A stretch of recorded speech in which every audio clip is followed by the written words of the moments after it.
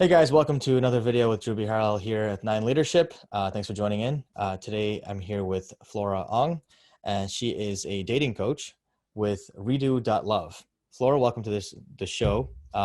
Thanks for joining me today. Tell us a little more about yourself and about the company and how you got into dating coaching. Hi, Drew. Thank you for having me. How did I get into dating coaching? It's such a long story. All right, so what's the Reader's Digest version? No, just kidding. But no. I basically got divorced about 4.5 years ago. Started dating on the apps like a crazy person, as a lot of people do when they get divorced. I've come to find out in this period of my life. And then I had a lot of highs and lows along with that. But during the same time that I was dating like a crazy person, I was getting my health and life coaching certification. Mm-hmm. So I was kind of hyper aware of all of the mistakes I was making, let's say. And while I was getting my coaching certification in health, ultimately, the dating stuff kind of resonated more with me because it was the area where I was struggling a lot more and learning a lot more as a result. And in the meantime, I became a matchmaker, which really gave me access to clients that were dealing with similar issues. So I really had the opportunity to kind of practice what I was preaching with my clients. Cool. Okay, Yeah. nice. So today you came out to talk about the 5 do's and don'ts for online dating in general. So if we want to jump right into those, we can talk about those. So what are the top 5 things that you see people Hey. doing or not doing, as case may be? So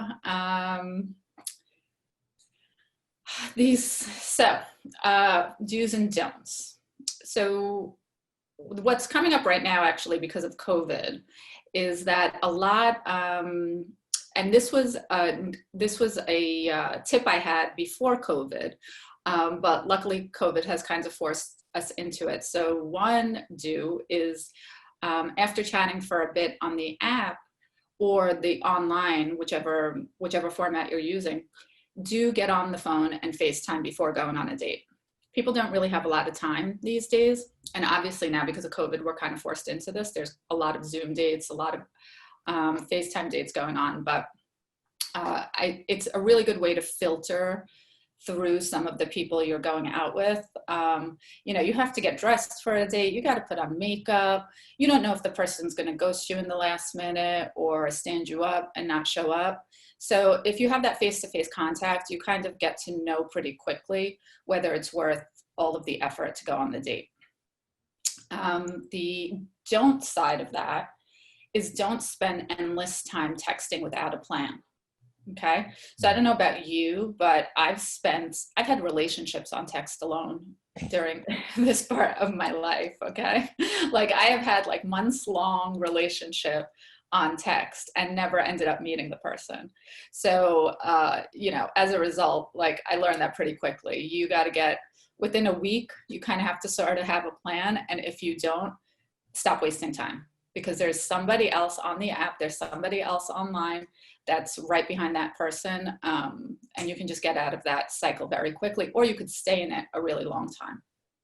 Absolutely. I mean, spinning your wheels in something like a dating app is not something that's advisable, especially when time is so limited anyway. But I have a question about the one thing you mentioned, though, in terms of the folks and how they react to online dating in general. Mm-hmm. I mean, do you think that advice differs for guys versus girls, or is there a different distinction between those two things? No, I mean, I happen to mention the, getting dressed and making the effort, but, there's an expectation when you set up a date with somebody, right? Whether you're a guy or a girl, right? There's a certain level of excitement. There's a certain level of your hope that you're putting in there, even if the hope is just to get out of the house and have a drink for the night, or, whatever the plan is. Your expectations are set. So if somebody ghosts or stands you up, it can be really disappointing. Definitely. Agreed. Cool. So what's number 2? The next one is do have boundaries and don't have expectations. So a lot of times what happens, again, this kind of endless world that we now have access to at our fingertips, right?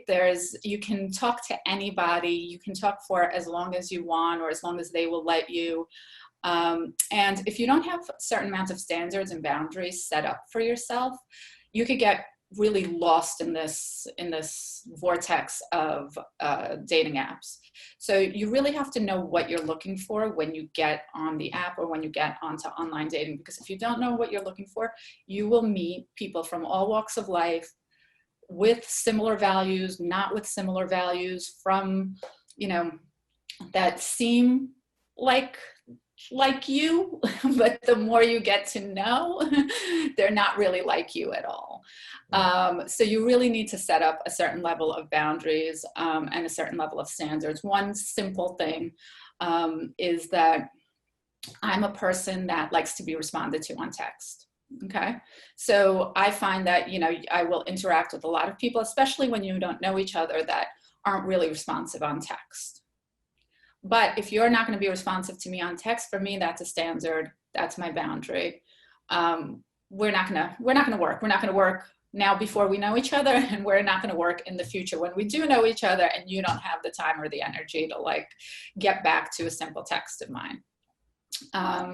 So that's one simple one. And, you know, we can go down a laundry list of standards and boundaries that could fall under this list.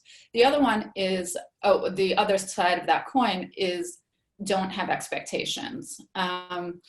So, you know, you'll get on an app, you'll see a cute guy or a cute girl. You build a whole entire story in your head about this person. Your hopes and your dreams are, you know, suddenly embedded on these like few pictures that you've seen and maybe these few chats that you've had with this person. And if you walk in with those types of expectations, you will inevitably get disappointed. Absolutely. Yeah. I mean, that's a common story, right? I mean, Right. the highest expectations, and obviously you're going to get let down. I mean, Right. one thing that I'm hearing when you're saying that is that a lot of times what you're talking about requires a certain level of self-awareness that the average person doesn't typically have, frankly speaking. Right? I mean, you look at these apps, some of the conversations that people are having and some of the profiles don't display a lot of self-awareness, right? And so Right. how do you get people over that mentality? How do you get them to understand that they need to work on themselves, that there's work needs to be done before they're actually ready to date? Well, that's, you know, that's part of the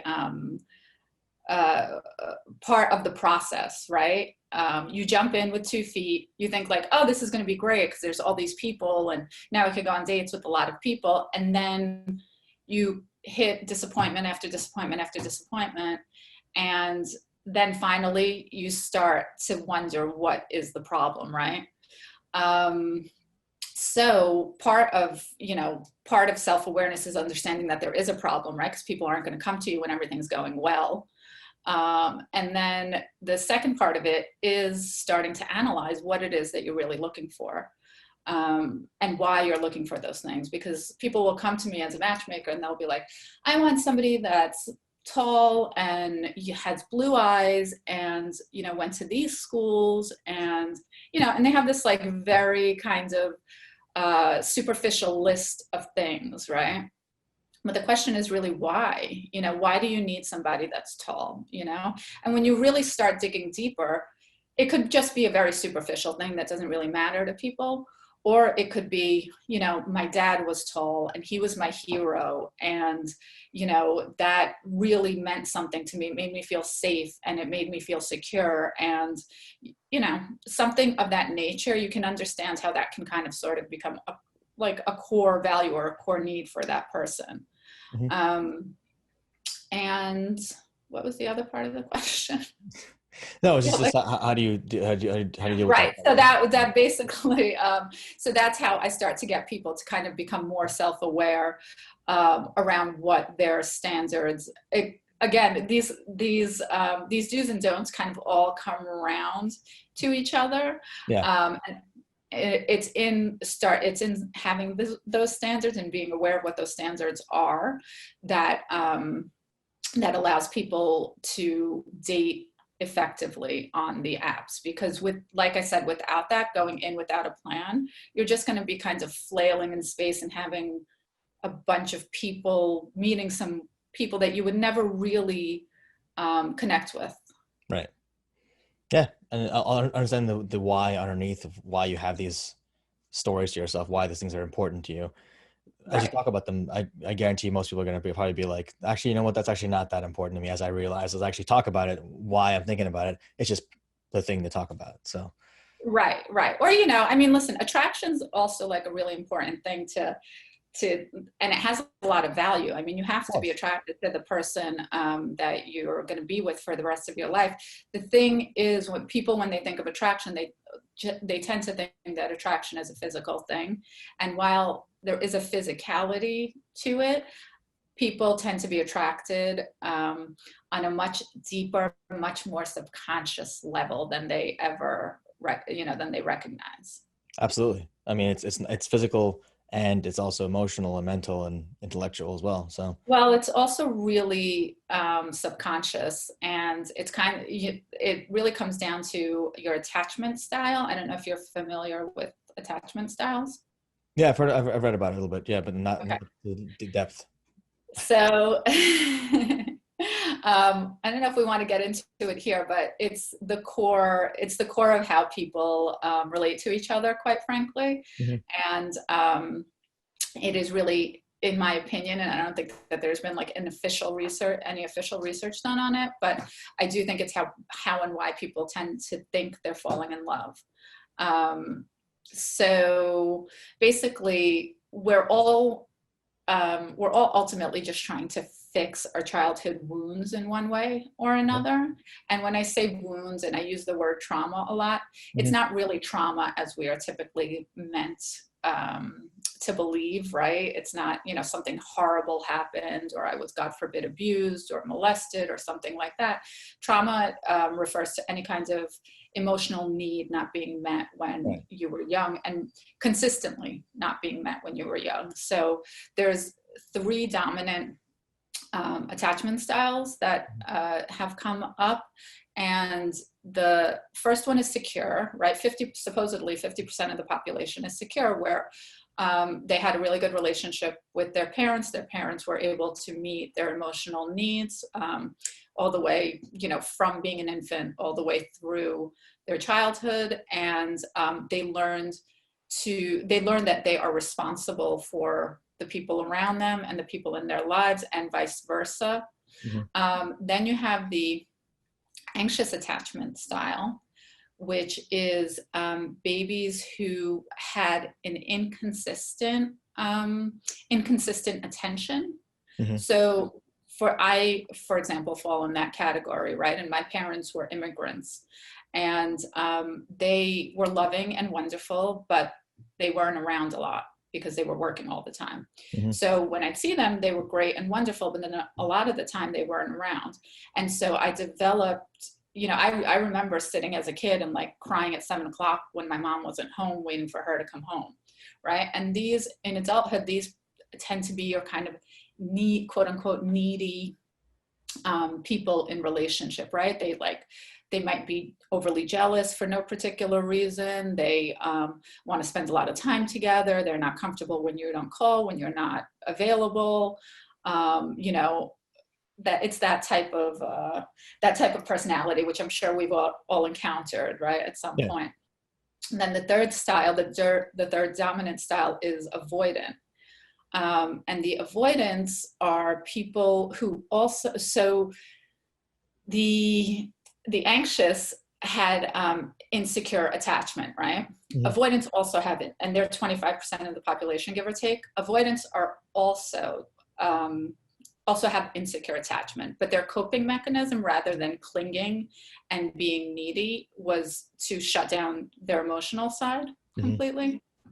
And so basically, they're the ones that are always unavailable, and they tend to be narcissistic a little bit because they've had to depend on themselves their whole lives, and self-regulate their whole lives. Mhm. So they are the type that will they'll have a 2-3 month relationship, then they move on really quickly.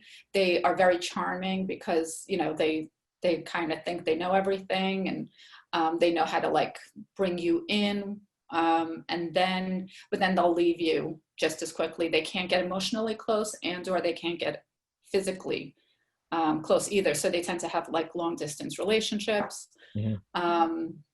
And they always idealize, there's somebody out there for me, but no matter how many people are actually there around them, there's somebody better out there for them.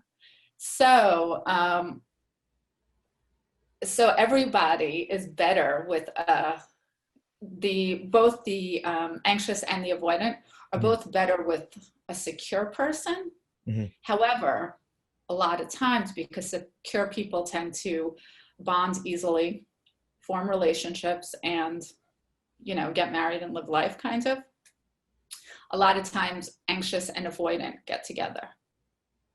And when anxious and avoidant get together, it's the exact they're kind of living out the mess that was their childhood to begin with. So it becomes a cycle. Yes. Yeah, so they're creating more and more anxious and avoidant people. Interesting. Yes. I wonder about the people, as we're digressing a little bit, but I think it's interesting because I wonder about the folks, though, who are on the flip side, who don't really fall into anything with 3 categories, whose parents were always there, whose parents are overly loving almost, to the point where they give them everything that they want, and they over coddle them to the point where they become narcissistic. Well, that becomes avoidant too, because you recognize that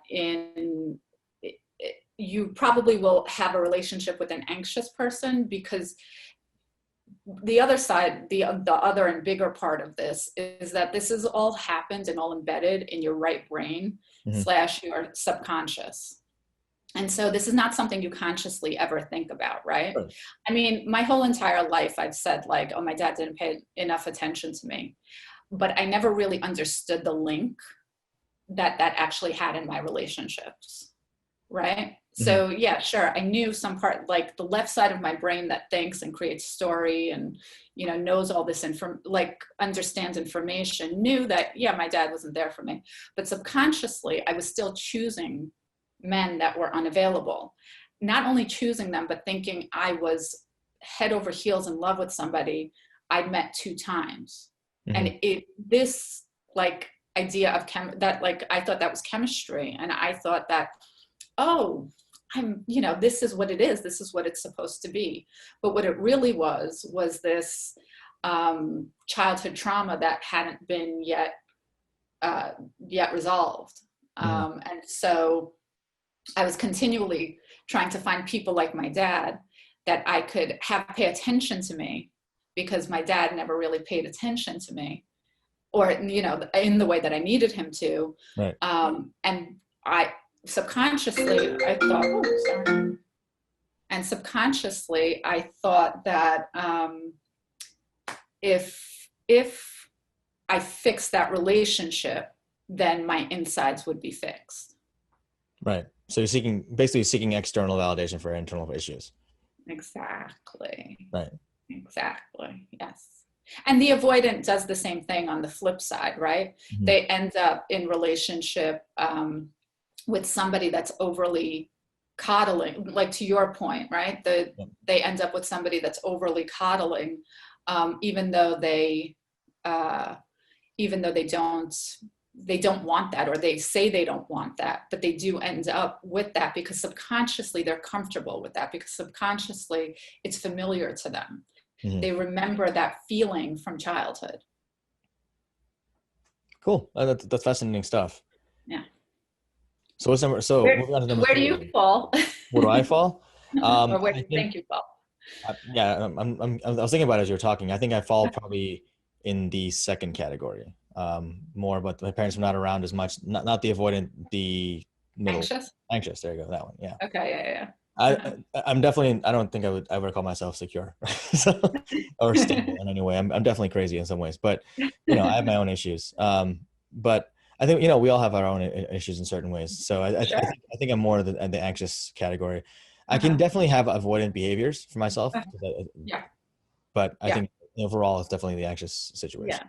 So, And I do want to say that, in different relationships, in different, in work, you could have a completely different attachment style than you do in your personal relationships. With friends, you could have a completely different attachment style that you do in your romantic relationships.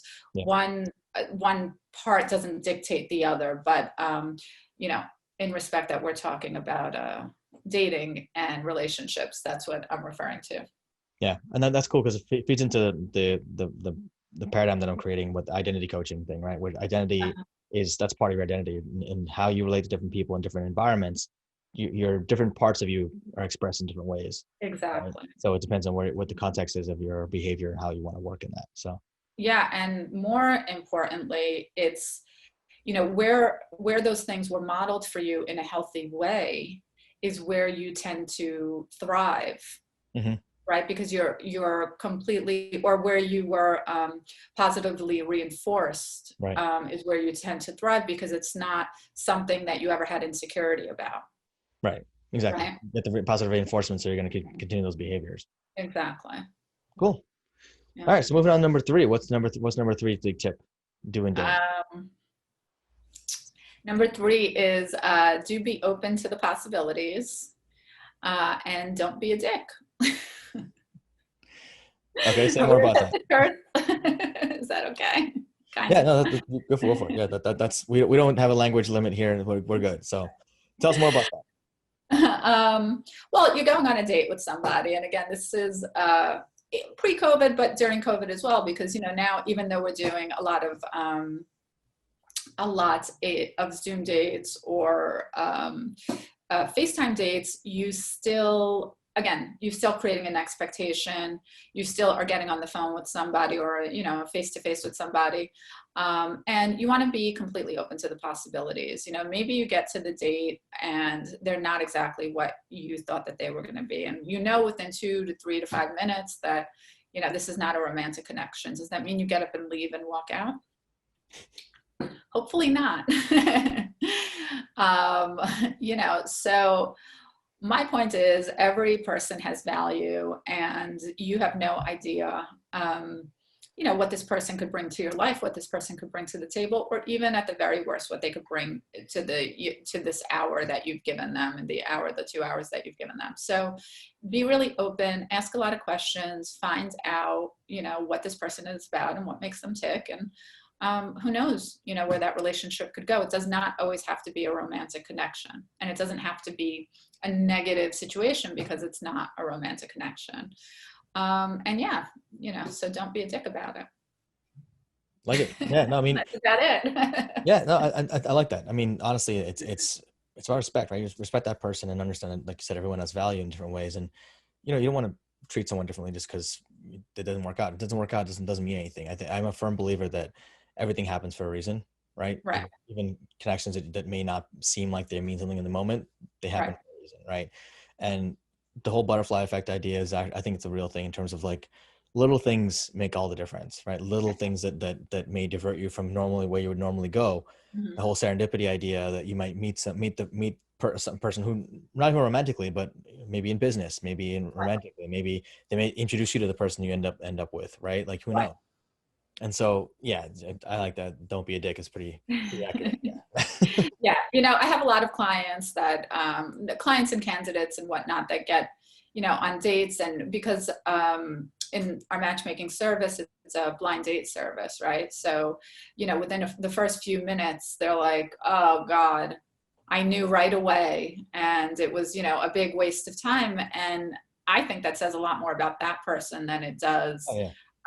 about the date. It's, if you are so dismissive of other people, what are you really dismissive of inside of yourself, is really the question.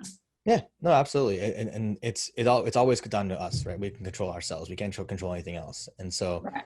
it always is about it's about how do we tweak our own mindset and figure out, examine ourselves to see what is about ourselves that triggered for us. Like for example, Exactly. I went on a date I want to say like 2 years ago now, with this girl, and it was going really well. I mean, it was going like we were actually laughing, bantering. It was going really well, And at some point, I guess she didn't know I was divorced before this, but I brought up, I didn't bring it up, but we came up that I was divorced. I mentioned my ex or something like that. And she's like, oh, your ex-girlfriend? I'm like, no, my ex-wife. And she's like, oh, shut down, completely shut down. And I'm like, Wow. wow, okay, all right, that's cool, and ended up so we parted with like 10 minutes later. She's like, oh, I gotta bounce. I'm like, oh yeah, it's fine, no worries, it's cool, see you later. So she's gonna hop on the metro, Yeah. and I think she texted me by accident. She's like, well, that was a bust. I think she meant to text her friend. And so I texted her back. I'm like, yeah, that was pretty bad. No worries though. Hope you get home safe. And she's Oh. like, oh, yeah, I missed the train. I'm like, yeah, sure you did. Okay, no worries. I'm really no worries. It's not, I had Right, fun. I had a good right. interaction. I hope you have a good night, whatever. Uh-huh. So, but it's just fascinating how people tend to have these things about themselves, right, in their heads. So Yeah, and what a silly. I mean, listen, her standards are her standards, and again, we yeah, would need to we would need to dig deeper into why that's a thing for her. But yeah. to your point, it sounds like it's probably kind of a superficial trigger where you guys were having this really great time, and she completely dismissed you over this one little thing about you that says nothing about your past, that says nothing about who you are in the future. Right. And she didn't, and the other thing is that I think she didn't ask any questions, right? And that's the thing I think is important. It's not about something about about anyone, right? It's not Right. about that one thing. It's about what Mhm. is the impact of that thing, right? Right. If Right. that What did you the learn? impact of Who are you as a person now? and what Yeah. happened, like Right. why would you, would you do make some mistakes again? Are you that kind of, like it Yeah. matters. It makes a difference. Why? The why is Yeah. always important, right? Yeah. And if you want to know, you ask. If you don't want, if you shut down automatically, then you lost a chance to actually ask the questions and find out what actually happened. Right. And maybe the situation would have turned off anyway, which is fine. Uh-huh. But at least you would Right. know one way or another, right? Yeah. But we, Yeah. we tend to shut ourselves down to things like arbitrary reasons. Like I have a couple friends who are like 5'6" or 5'7", and Uh-huh. they're on these dating apps, and like these girls always like, oh yeah, six, don't even swipe right if you're under 6 feet. I've heard that that's horrible. Yeah. And then they're like 5'3". I'm like, you're Uh-huh. like, are you serious right now? Like, okay, sure, go for it. That's totally fine. But it's these arbitrary things, and I get it. I get the whole sense of security thing or whatever and that kind of thing. But I Well, guarantee I you mean, that was just, a random example, but a lot of people don't even that have that, no, you know? that's my point. I'm like, I get Yeah. it. Some people do have that, right? But Right. a lot of people don't. It's just an arbitrary thing that they want. They want the tall person, or they want the girl with long blonde hair, or whatever it looks like. For Right. whatever that thing is, right? That Right. superficial thing is for them. They create these arbitrary things. I mean, even Yeah. in the leadership context with business Uh-huh. coaching, I had a client. His whole thing was, I want to make $1 million this year. Uh-huh. Okay, why? Uh-huh. He had no answer. He's like, well, I just want to make $1 million. I'm like, well, why? What is it? What is a So million dollars? do I, Drew. It's like, what is $1 million going to enable you to do now, or do Uh-huh. then that you're not able to do now? Right. And he didn't have an answer. He's like, well, I mean, I guess I could do most stuff that I want to do. We actually sat down and mapped out stuff he wanted to do, and he could Uh-huh. afford everything he wanted to do. Wow, that's A million, interesting. a million dollars was just an arbitrary number he heard in a meeting when he was talking Uh-huh. to one of his friends Right. about that, to see asking what their goals were. And then he's like, oh, Uh-huh. that's a good goal. I'm taking that goal. Okay. So, So what yeah. happened? Well, he ended up doing what he wanted to do. He Yeah.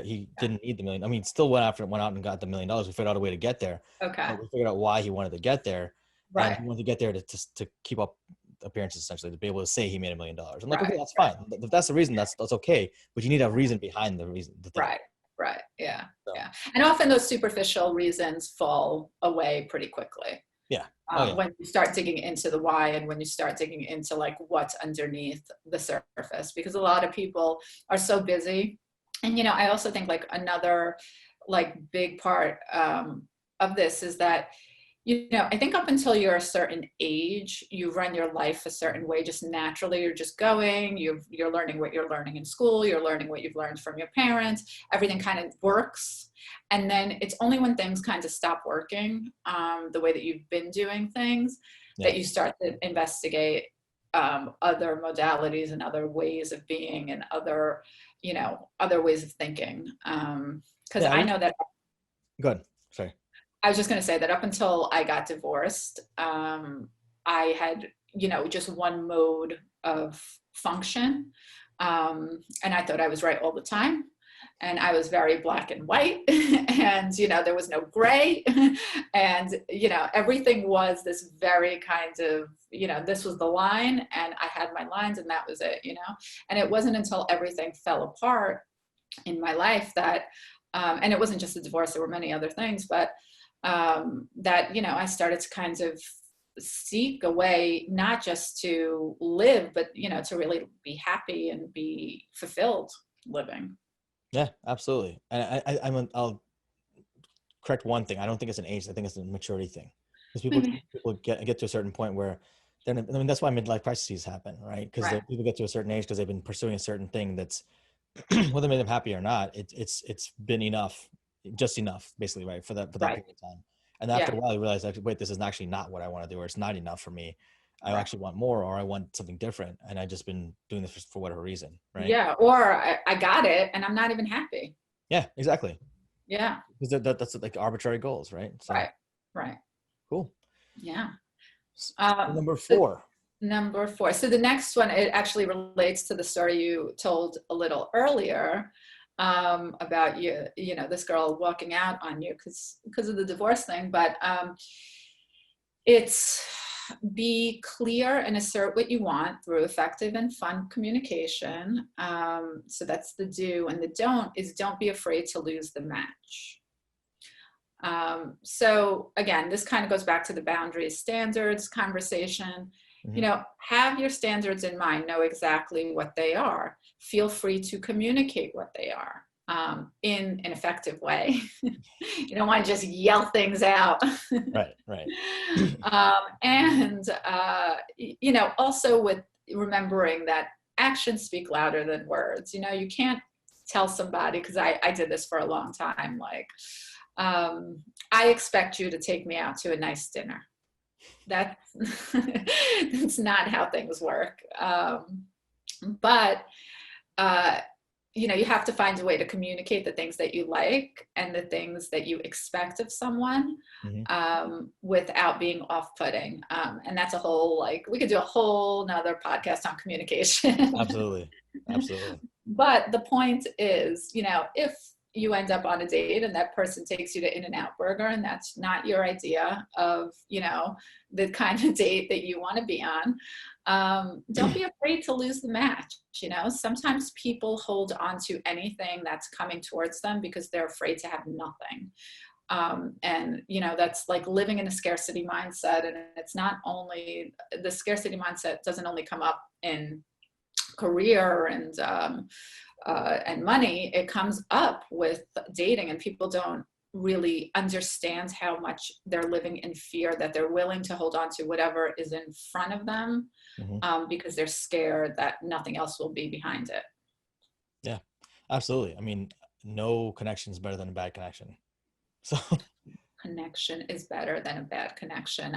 You know, one of the things I say a lot is there's nothing lonelier than being in bed with somebody and feeling lonely. You yeah, know, I spent like half my marriage staring at somebody and feeling, you know, right next to me and feeling completely and totally alone. So having someone does not fill the void. yeah. No, it's exactly. It's just not about having a body there. It's about having Right. a person like that you connect with there. When I Yeah. was doing coaching for some guys, they had that same issue. The scarcity mindset's huge with guys, especially when they have low self-esteem, and girls too, obviously. But I mean, like, Yeah. especially with guys who can't, because a lot of times the girls expect the guys to approach them, right? Right. And if guys don't know how to do that, Right. then they're never going to get to talk to someone in that way, right? So Right. it's tough when they're sitting there saying, well, this one girl actually talked to me, so I got to talk, I got to make this work no matter what. Right. Not really. No, because does she like any of the stuff you like? Well, no, Right. but I gotta start liking the stuff she likes. I gotta start reading the stuff she likes. And like, Uh-huh. it's good to take an interest in the person you care about. There's nothing wrong with that, but Uh-huh. for the right reasons, right? Right. It's the why again, right, behind Right. it. Uh-huh. That's interesting. Yeah. So how did you coach men to approach women? First of all, it's a matter of, it depends on where they are, right? Uh-huh. So I typically try to net them not to do that at work as much because it's riskier. But I mean, typically it's like just having the confidence to go up there and talk to people at the bar Uh-huh. or whatever, and just say hi. Start with that. Say something. Something's better than nothing, right? It's less important that you say the right thing, because people always were like, oh, what's a good pickup line? Pickup Yeah. lines don't work, No. right? Unless you're making fun of yourself, in which case they work really well because you can joke about it. That's more bantery, which I love to do that all the time. But it's more about the connection and let that person know, hey, I think you seem really cool, whatever, I think you're attractive, I'd love to talk to you and find out more about you. And Right. then it's still an evaluation process. Uh-huh. It's not like, okay, done, now this is the one I'm marrying, like she said yes to talking to me, so now we're gonna, Right. like, no, that's not how that works. Right. Yeah, I mean, it's the same, it's funny because it's the same on the apps, and that, you swipe on somebody and then, especially, so what's interesting about having come into it from divorce is that, and I mean, you were divorced, so I don't know how long you were married, but I was married for 14 years, so I had never seen an app Mm. before this period of my life. And so I discovered it like it was a brand new world, like I was on Mars and all of this was happening. But, I would watch myself get, caught up not only in the picture, but also like, oh, we matched. So now we're going to talk. And now, something's going to happen. And Yeah. what's going to happen is going to be grand and wonderful. And it's just, like it was, you start realizing how much the Disney fantasy is at play, Yeah. through your adulthood. And at some point, you have to let it go. Yeah, and the Disney fantasy thing definitely applies across the board in terms of like having those expectations in your head. Yeah. Like it's I'm and I've talked with girls and guys about this, and girls get a lot more matches than guys do on the apps, obviously, because Uh-huh. it's easier to swipe right on a girl Right. than it is to swipe right on a guy, because you don't know how tall the guy is, obviously. So so but it's fascinating to hear the differences in terms of the way that people interpret the relationships on the apps, right? In terms of like what a guy who's like always on the app, like always messaging this girl, Uh-huh. he's invested in that situation, where the girl's just on the app because she's talking like five different guys. Like she's like messaging like all like she's like struggling to keep up, and this guy's like, what? But It's like the, it's fun. it's funny that you're saying that, because girls don't think that. Girls think that the guys are talking to five different girls. And the girl might be talking, let me tell you something about girls. Girls are probably talking to five different guys, but they only like one guy.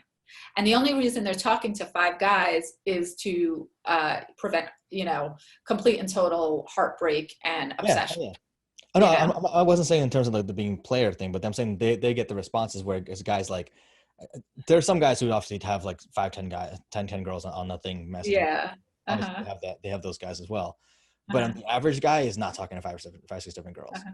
He's Yeah. like got maybe two that he's like going back and forth between, and Right. make plans. And he's like keeping entire nights free for the, like, oh, in case she says yes, like It's really funny. It's very funny to hear the other side of it, because it's, I think we both think the opposite of, the other gender, yeah, or, oh, like, I think that, any guy at this point, any guy that I'm talking to on the app is talking to a bunch of girls, mhm, and I'm holding my, this was back then, but I'm holding my night for this guy, and he has stood me up or canceled last minute kind of thing, yeah. so yeah, it goes both ways, and it doesn't matter how attractive, unattractive the person is.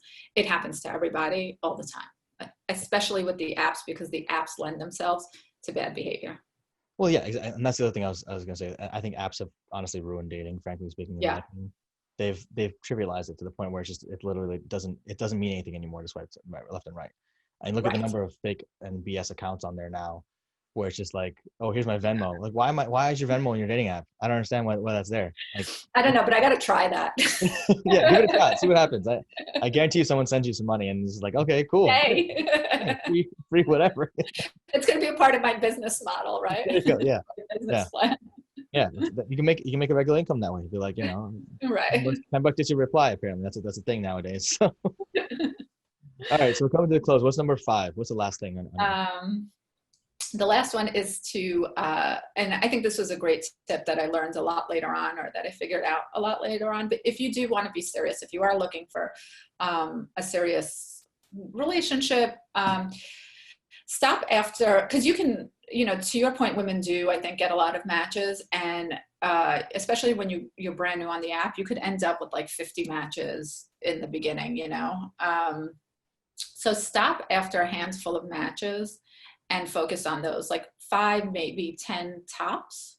Have communication with those people, out of 5 out of 10, 2 or 3 might stick around.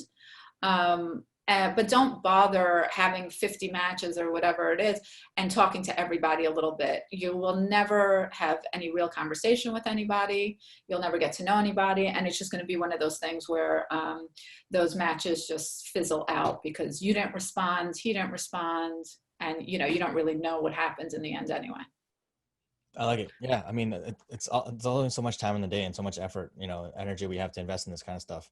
So Right. yeah, I think limiting it to a certain number of matches at a time, and then you can always jump back on and get 50 more matches, Exactly. Right. Yeah, no, I think that's good advice. I think like you said, I think that is more for the ladies who get a lot of matches or the guys who get a lot of matches, but Right. yeah, but it's good to keep focused on a certain Yeah. number.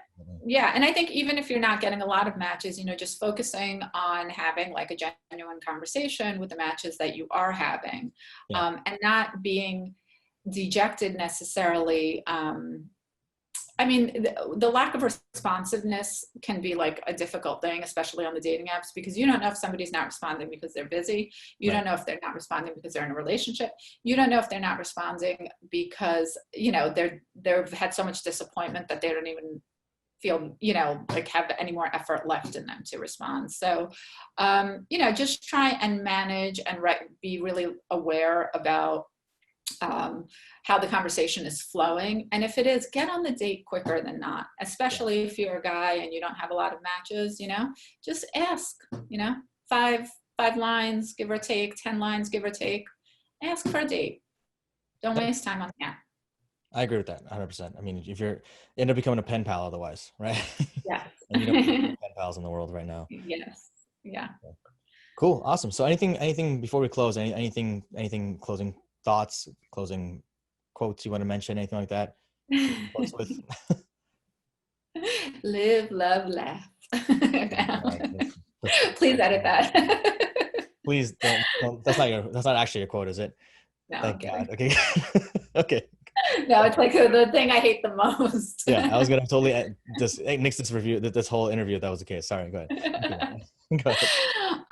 No, I mean, I think that I think the best just general advice I could give with this stuff, well, there's 2 parts. Is one, mindset is everything. So if you're not feeling great about yourself and you go on the apps, it's only going to or apps or online dating, whatever you want to call it, it's only going to reinforce how you're feeling about yourself.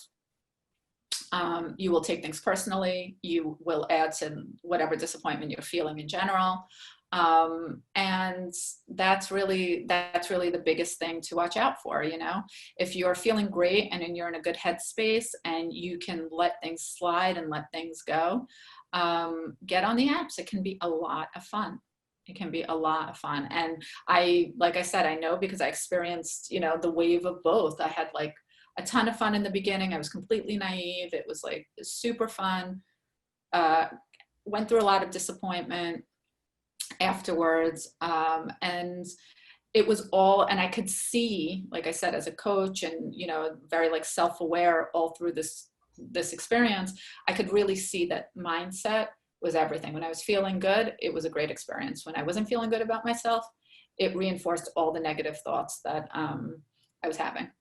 Yeah, no, that's great advice. That's really great advice. Honestly, I mean, if there's one thing anyone takes from that, that's the best, probably the best thing, because it is all mindset. I mean, it's all a story. What story you're telling yourself about everything, and that falls into everything, all the advice you gave, right? Like, boundaries. You have a story about yourself that you're not worth boundaries, or you are worth boundaries, or this person's everything to you suddenly after 2 meetings or 10 minutes. That's a story. There's all stories, right? Yeah. What are they doing that they're not? Oh, it's probably talking 5 other guys, talking 5 other girls, or that's all story.